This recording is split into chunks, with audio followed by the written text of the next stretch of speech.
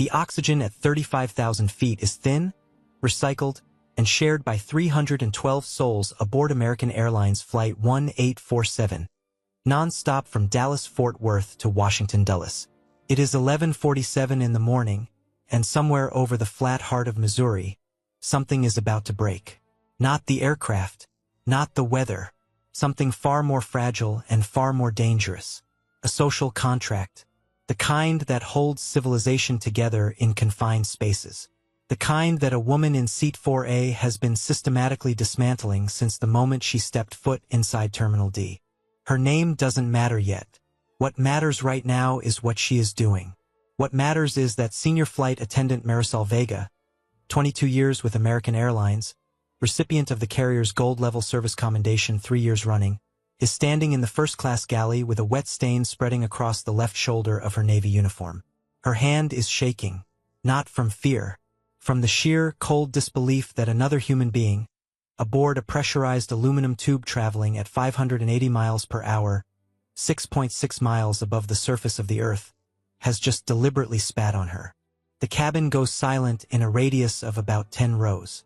The hum of the twin CFM56 turbofan engines doesn't care. The pressurization system doesn't care. But every human being within earshot does. 312 people, and in this moment at least 30 of them have witnessed something they will spend the rest of the year describing. A man in a quiet gray suit in Seat 5C has already risen halfway from his seat. His eyes are extraordinarily calm. His jaw is set. He is watching Marisol with an expression that is not pity, and not rage, but something far more purposeful than either. Something that suggests he has seen the worst of human behavior before, in rooms far more important than this one, and that he knows exactly what to do about it. What no one aboard Flight 1847 knows yet, except perhaps the two silent men in seats 5A and 5B, is that the man in 5C has the legal authority to make this woman's life extraordinarily complicated. What no one knows is that the quiet gray suit contains a man who, 6 days ago, was on the front page of 3 national newspapers. What no one knows is that this woman just made the single most consequential mistake of her adult life at 11:47 in the morning, somewhere over Missouri, in front of 30 witnesses and 4 cabin crew members and 2 air marshals who have been watching Seat 4A since before Wheels Up. But we are getting ahead of ourselves, because the story of what happens on Flight 1847 doesn't begin at 35,000 feet. It begins 4 hours earlier, in the chaos and fluorescent brutality of Dallas-Fort Worth International Airport, where a woman who has always believed the rules do not apply to her is about to be proven spectacularly wrong. Her name is Diane Holloway, and if you had met her at the kind of charity gala where appearances are everything and compassion is a performance, you might have found her charming. 53 years old, twice divorced, currently living in a 6-bedroom house in Southlake, Texas, on a combination of alimony, a trust fund established by a father who made his money in commercial real estate, and the residual proceeds from a decorating business that she ran for 11 years before her second divorce consumed her attention entirely. Diane is the kind of woman who has never once in her adult life arrived somewhere without expecting to be recognized. She has a platinum executive status card with American Airlines, which she received because she flies approximately 60 times per year, almost exclusively for leisure, to destinations that serve good wine. She has used this card as a weapon in 47 recorded customer complaints over the past 6 years. She knows how many because she keeps count. She considers it a measure of her standards. This particular Tuesday began badly for Diane because she woke up late, which she blamed on her housekeeper for failing to confirm the Thursday wake-up call. Even though it was Tuesday, she arrived at DFW 2 hours before departure rather than 3, which meant that the priority check-in lane had a line of 4 people in it. For people, she stood behind them for approximately 90 seconds before approaching the agent directly at the adjacent counter and placing her platinum card on the desk without preamble. The agent, a young man named Carlos who had been with American for 18 months and had already learned to identify the specific energy Diane was emitting, smiled with the precise professional warmth of someone who is paid to de-escalate. He explained that the counter was currently serving another passenger. Diane told him she had a meeting she needed to prepare for on the flight. Carlos nodded and said he would be with her momentarily. Diane placed both hands on the counter. She told Carlos that Platinum executive members should not be waiting in line behind people who clearly were not Platinum members. Carlos looked at the passenger he was serving, a woman in her 40s with 2 small children and a folding stroller, and informed Diane that he would be with her in just a moment. This was where Diane made her first escalation of the day. She asked, loudly enough for everyone in the immediate vicinity to hear, whether American Airlines was aware that its Platinum customers were being held hostage by coach passengers who didn't know how to organize themselves. The woman with the stroller said nothing. Her children, who were perhaps 5 and 7, looked up at Diane with the unself-conscious evaluation of small children. Diane did not look at them. What Diane also did not notice, because she was already composing a mental complaint for the airline's customer relations portal, was the group boarding the same counter 3 positions to her left.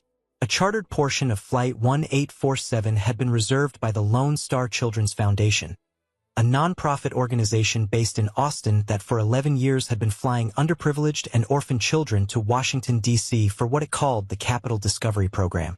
14 children between the ages of 8 and 13, accompanied by 4 adult chaperones, were checking in at that moment.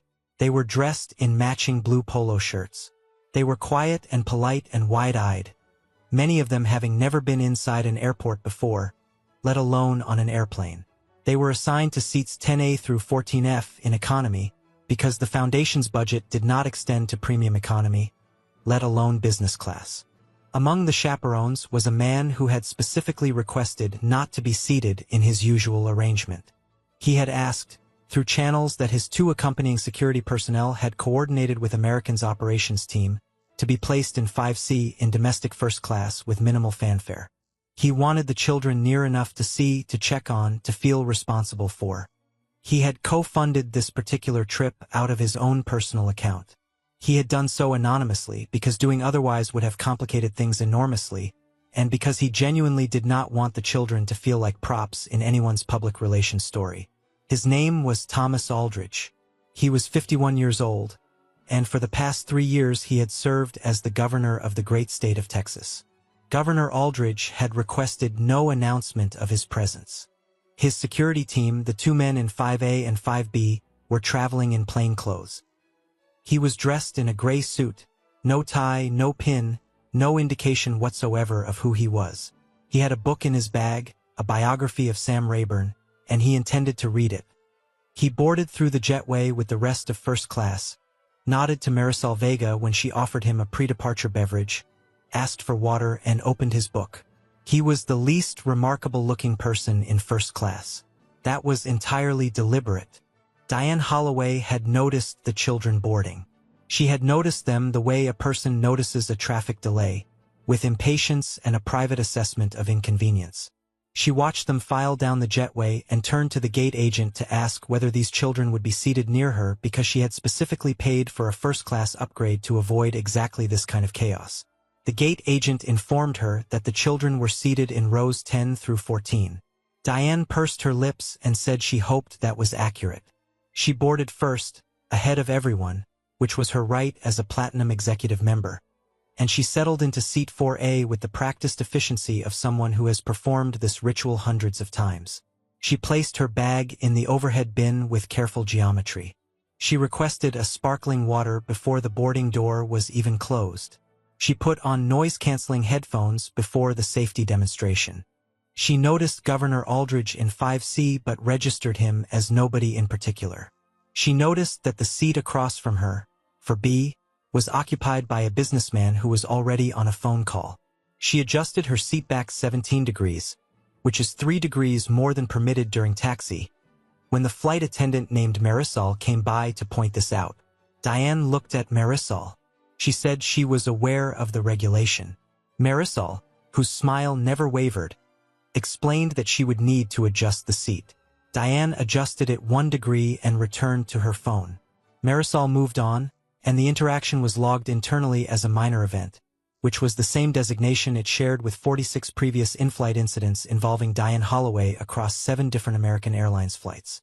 The aircraft, an Airbus A321, pushed back from gate D38 at 9:54, 4 minutes ahead of schedule. The cabin crew ran through their safety demonstration. The children in rows 10 through 14 were among the most attentive passengers. Marisol noticed this. She had been told by operations that there was a youth charity group aboard, and she had already decided that this flight was going to be a good one for those kids. She had printed small aviation wings from the printer in the crew area.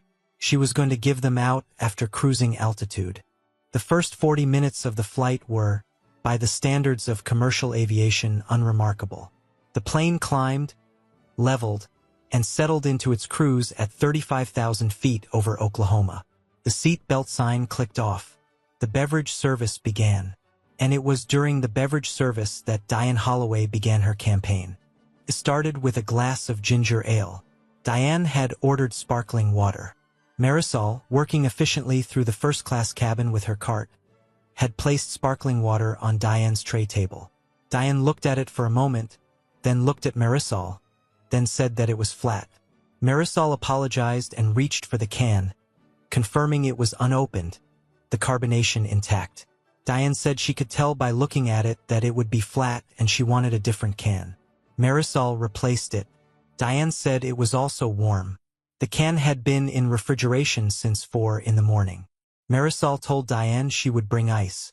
She brought ice.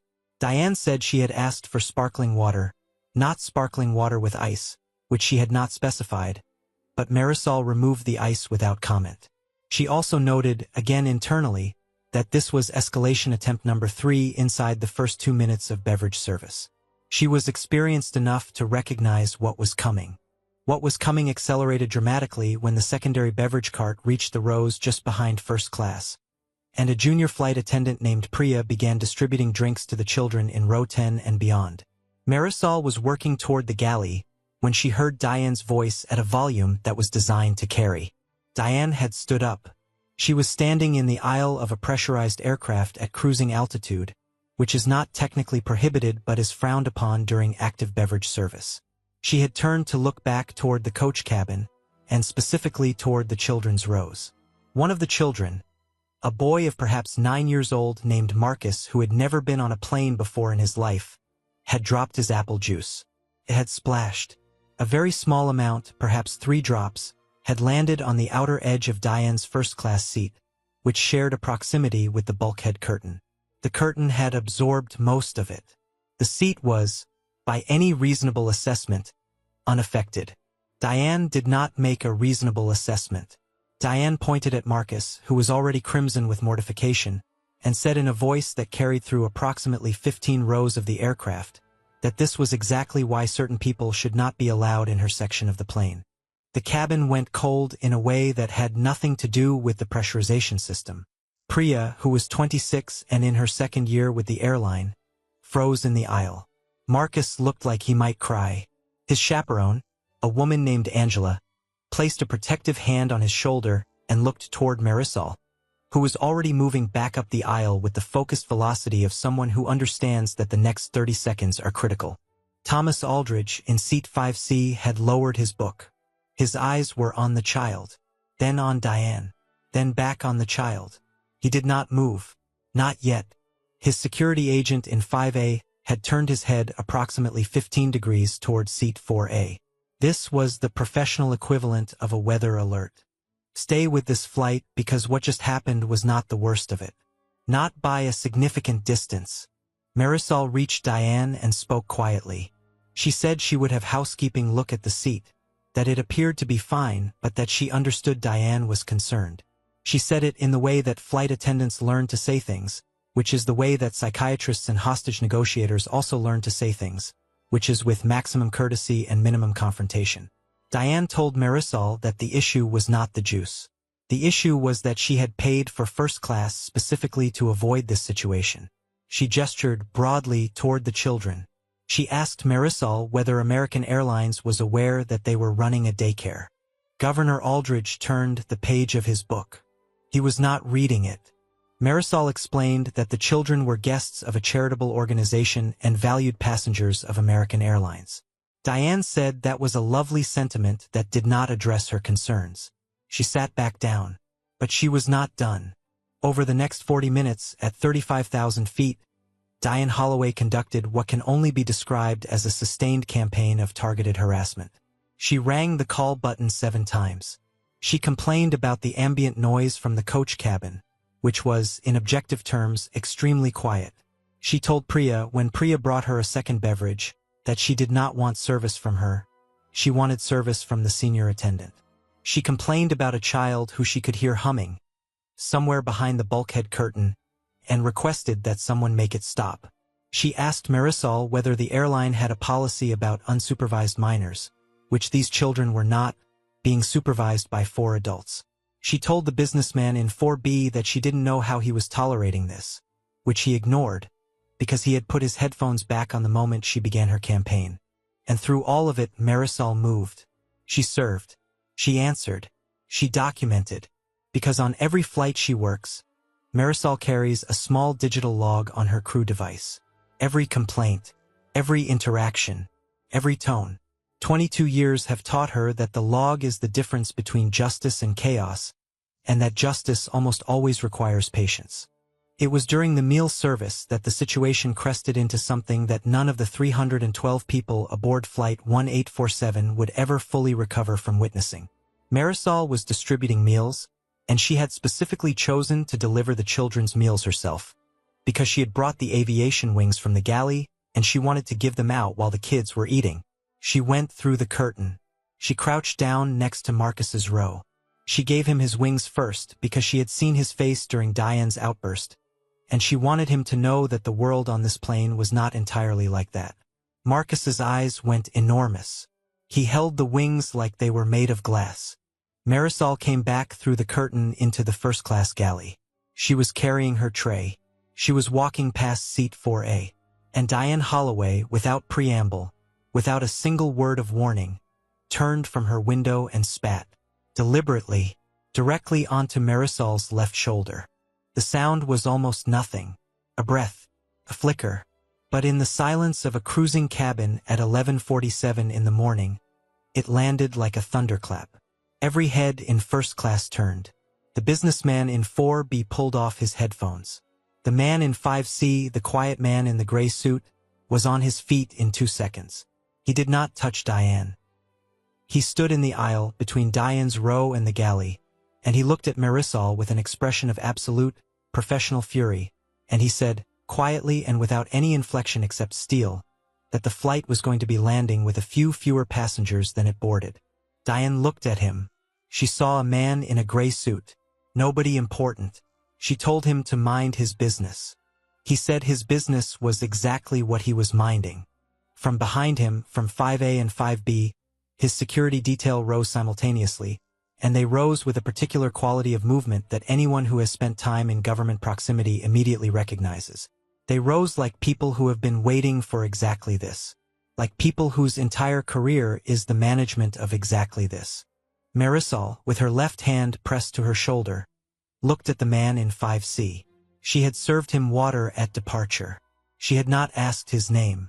She was looking at him now with an expression she couldn't quite define, because there was something in the way the men from 5A and 5B had risen that was rearranging the landscape of the cabin around her. But before any of it could resolve, Diane made it worse.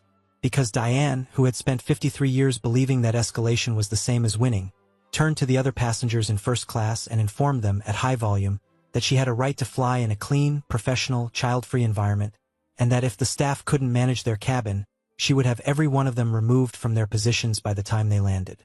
She said she had connections at American that they couldn't imagine. She said she had made careers and ended them. She was leaning across the armrest, finger extended toward Marisol, and she was mid-sentence when a voice came over the cabin speaker with the authority of a man who has spent 28 years in commercial aviation. Captain Roberto Escamilla, AA 1847, had been alerted by the forward cabin crew via the intercom 2 minutes earlier. He was a deliberate man. He preferred not to make passenger announcements unless the situation genuinely required the weight of the flight deck. He had determined that this situation did. His voice, calm and absolute, filled every cubic inch of the Airbus A321 from seat 1A to seat 33F. He said that Flight 1847 was currently routing over Missouri at 35,000 feet, and that it had the ability to divert to Lambert St. Louis International Airport within approximately 22 minutes. He said that the FAA regulations under Title 49 of the United States Code, specifically Section 46318, which governs interference with flight crew members and attendants, carried federal penalties including fines and imprisonment. He said that any passenger creating a disturbance that interfered with crew member duties would be subject to those penalties. He said that the crew had his full authority and support, and that he expected the disruption in the forward cabin to conclude immediately. The cabin was absolutely silent after this. The engines hummed. The pressurization system cycled. Somewhere in row 11, a child sneezed. Diane Holloway, in seat 4A, had gone a specific shade of gray that suggested she had, for the first time today, registered that things were not going as planned. But you cannot unspit on someone. You cannot unsay what she had said about the children. And you cannot, it would turn out, sit in 4A on this particular flight and not have what happened next happen to you.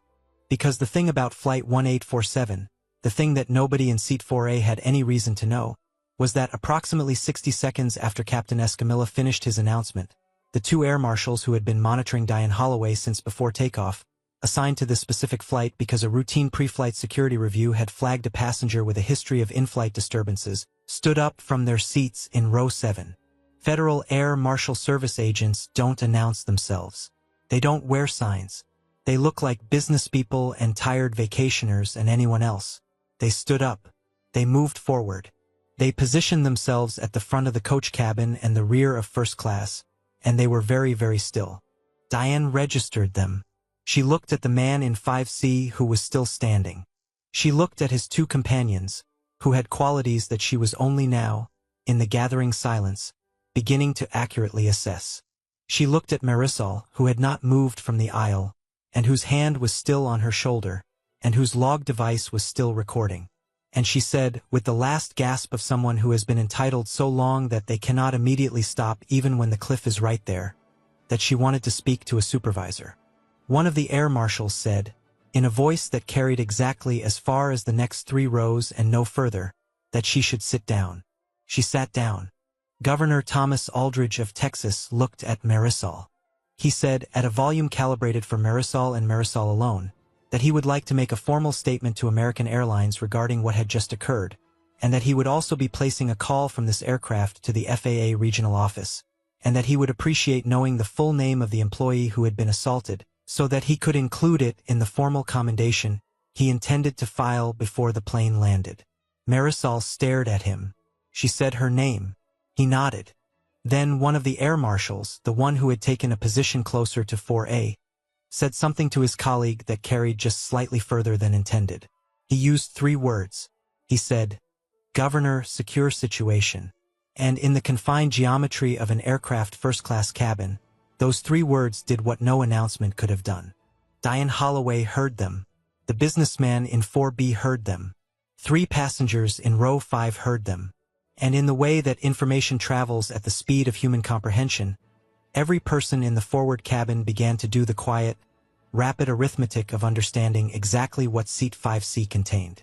Diane turned to look at him, at the man she had told to mind his business, at the man whose companion had just been addressed as governor, at the face that was, when she really looked at it, now wholly and completely familiar, because Thomas Aldridge had been in 3 national newspapers 6 days ago, because he had given an address at a state memorial that had been broadcast on 4 cable news networks, because his face was the face that had been on the billboard she'd driven past last year on I-35.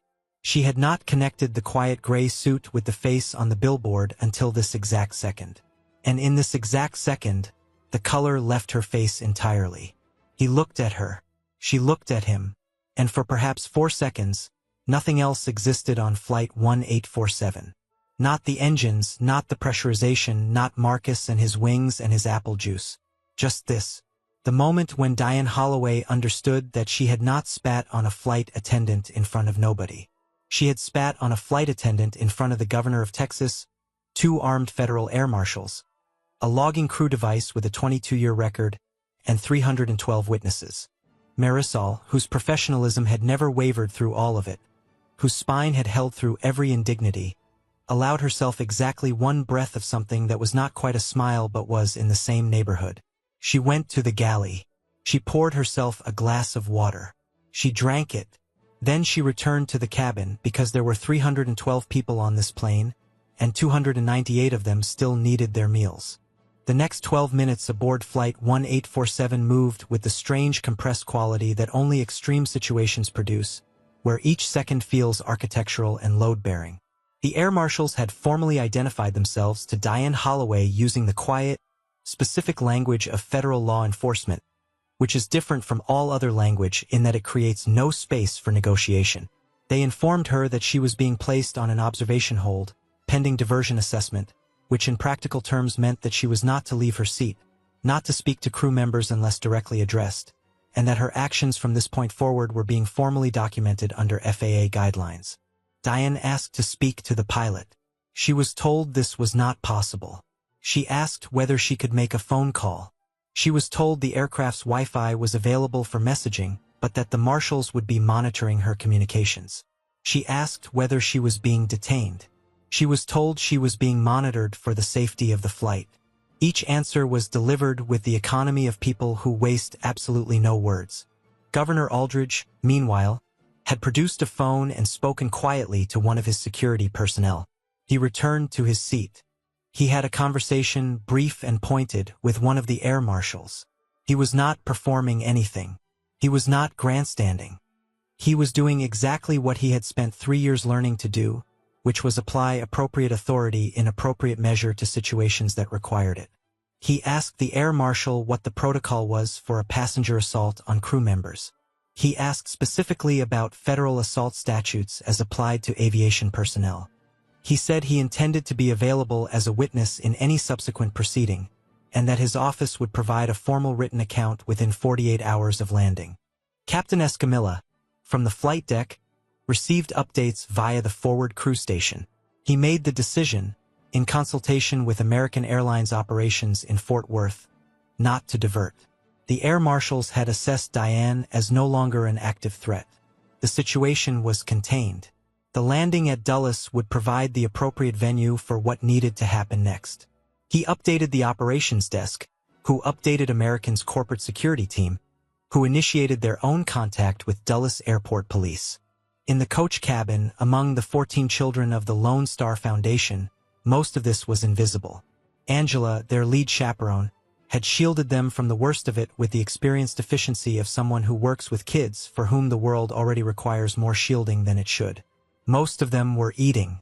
Marcus, in row 10, had attached his aviation wings to his blue polo shirt and was looking out the window at the great flat squares of Missouri farmland 35,000 feet below. He did not know that the man 2 cabins forward, in the gray suit, had paid for his trip. He did not know that the man in the gray suit ran the state he'd grown up in. He knew that the flight attendant had crouched down next to him and given him wings and called him by name, and that was, for a 9-year-old boy who had never been on a plane, more than sufficient. Marisol finished the meal service.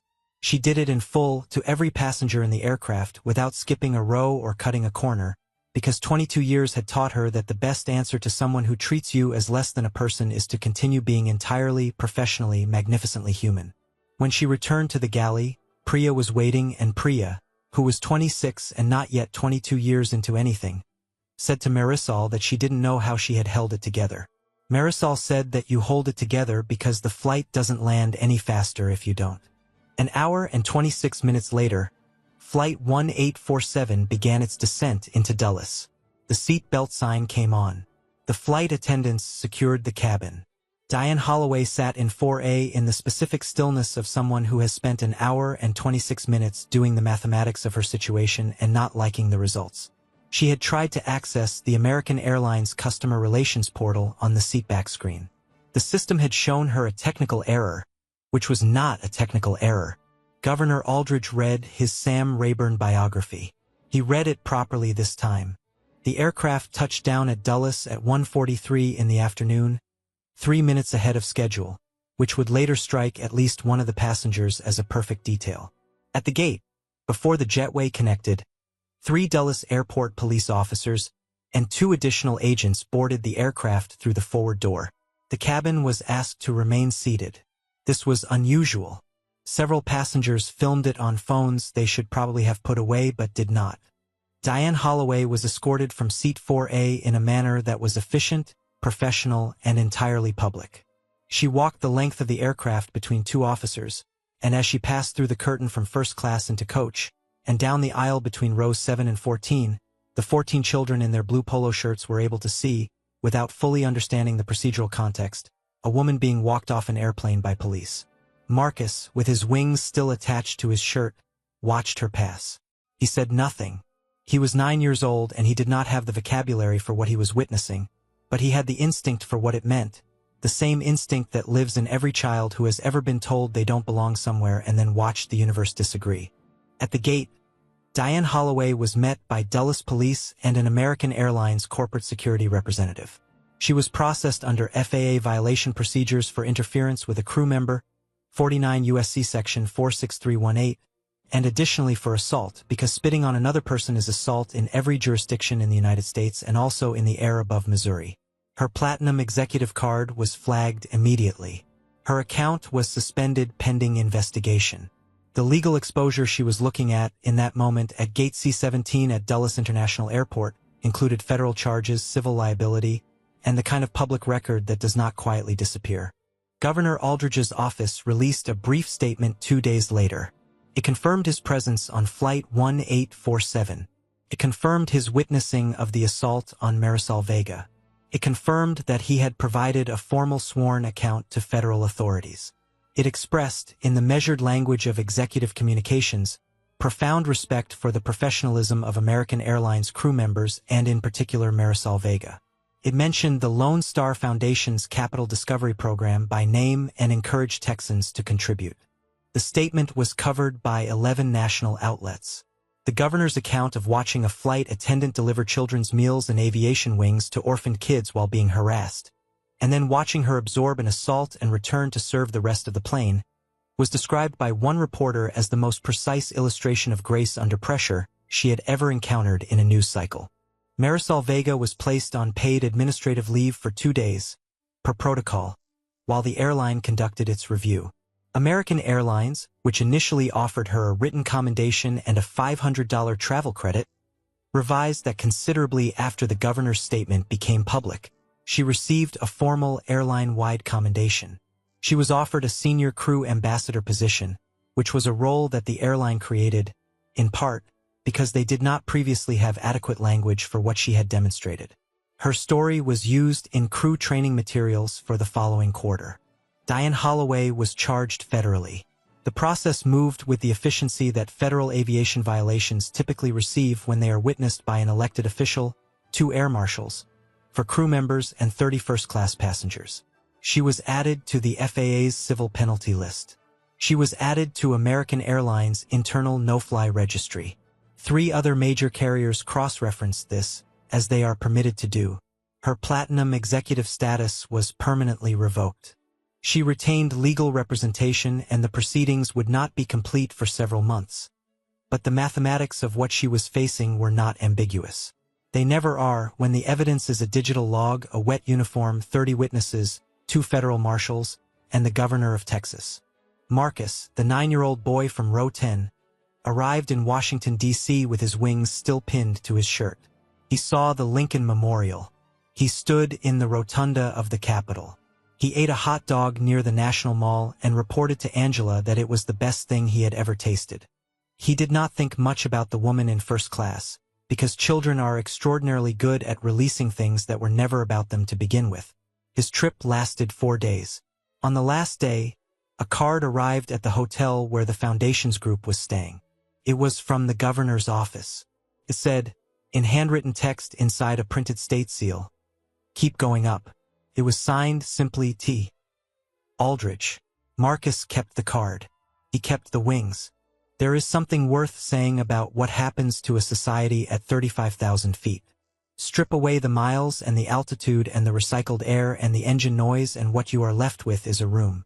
A room full of people who have nowhere to go, nothing to do except share the same air and the same hours, and who have only one genuine resource between them: the choice to treat each other with decency.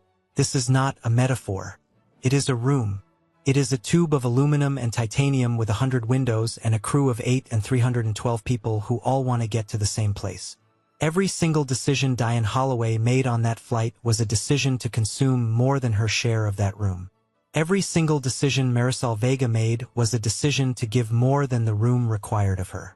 The universe, on this particular Tuesday, kept meticulous score. If the story stayed with you, share it. Not because it is satisfying, though it is. Share it because somewhere right now a flight attendant is managing an impossible situation with the kind of quiet professionalism that never makes the news, and they deserve to be seen. Share it because Marcus got his wings. Share it because the governor sat in 5C and read his book and let justice arrive in its own time. Share it because 22 years of doing the right thing in a crew jacket in a galley in the air above Missouri is worth something. It is worth quite a lot. Next time, a passenger switches a veteran's seat and discovers too late who has priority. Stay on board. Stay on board.